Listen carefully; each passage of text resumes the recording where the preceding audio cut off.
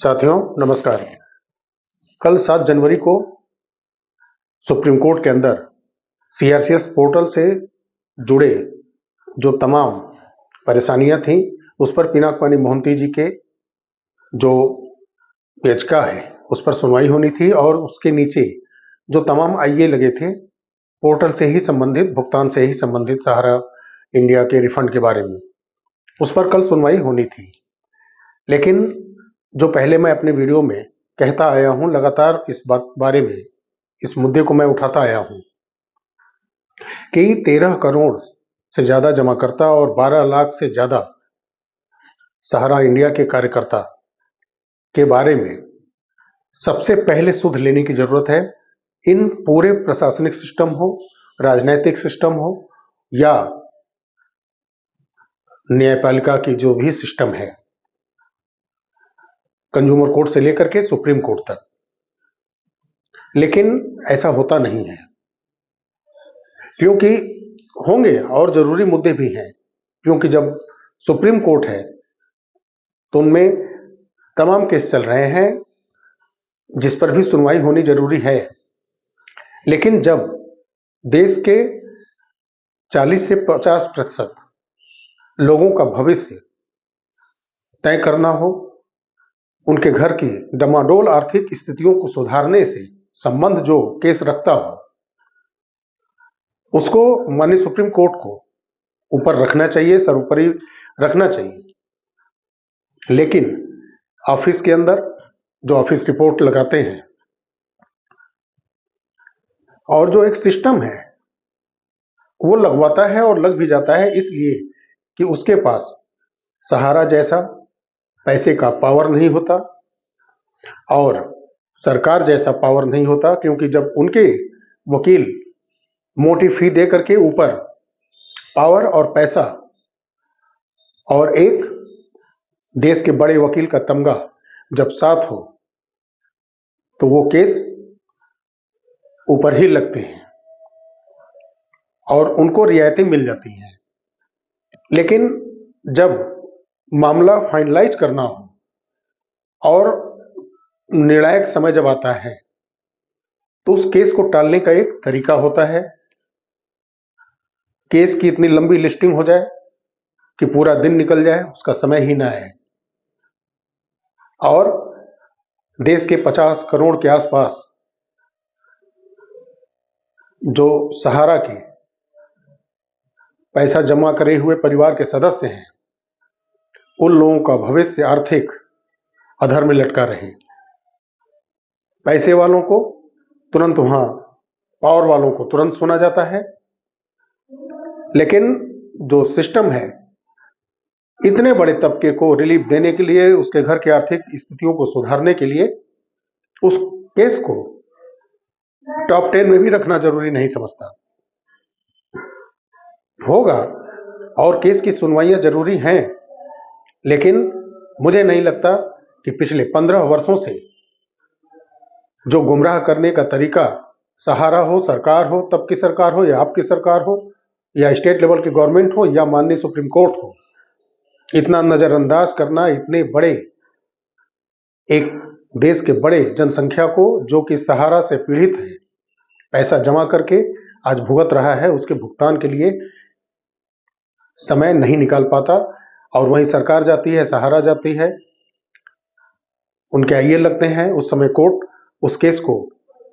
ऊपर सीरियल में रखा जाता है और उसको सुनवाई की जाती है और सुनवाई करके तुरंत रिलीफ दिया जाता है सहारा को और सरकार को और अगली डेट दे दी जाती है। लेकिन कल भी यही हुआ। शुरू के 15 से 20 केस के बीच सुनने जाने तक समय निकल गया और जब पिनाक पानी मोहंती जी का केस था और उसमें जो तमाम आईए लगे हैं उस पर सुनवाई होनी थी, लेकिन नहीं हो सका।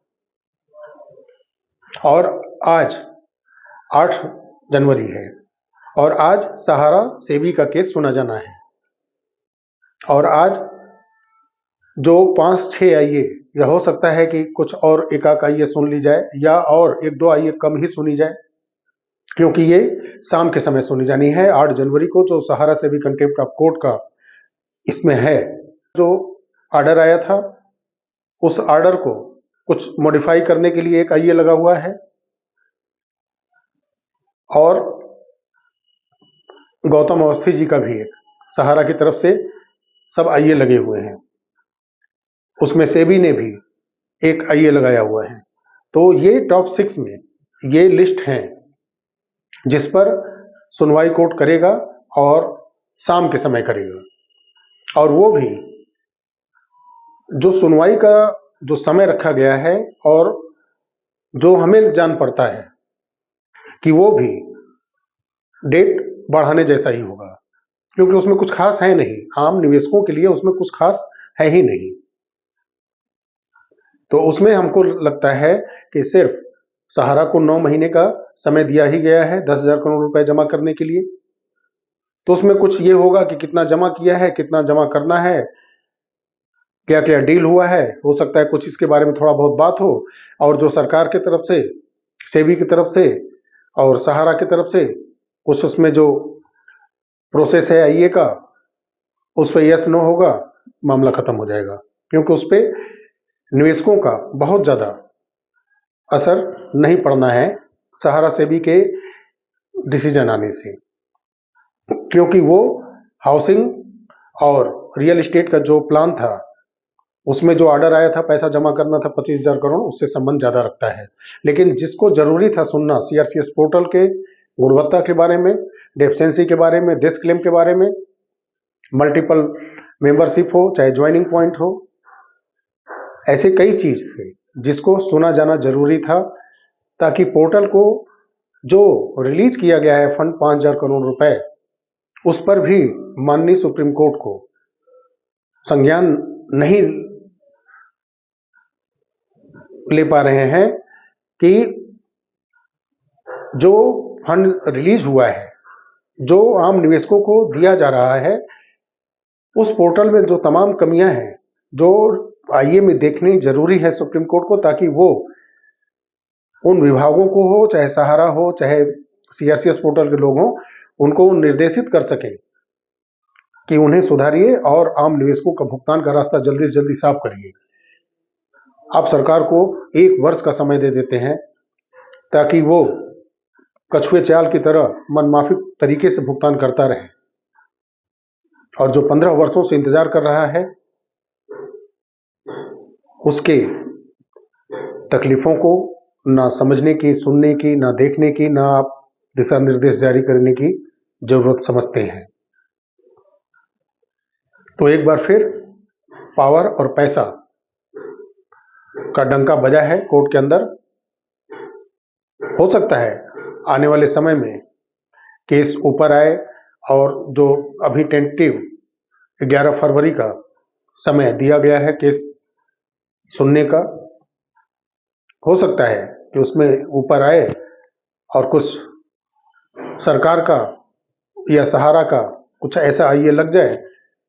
जिसपे और समय या कुछ ऐसी चीजें निर्देशित करनी हो, तो ऊपर आ जाए केस, उस आईए पे सुनवाई हो जाए, हो सकता है। लेकिन मुझे नहीं लगता कि ये जो जन सेवा समितियां हैं, ट्रस्ट हैं, एनजीओ हैं, जो कि सीआरसीएस से, डेफिशिएंसी से और जो ऐसी तमाम कमियां हैं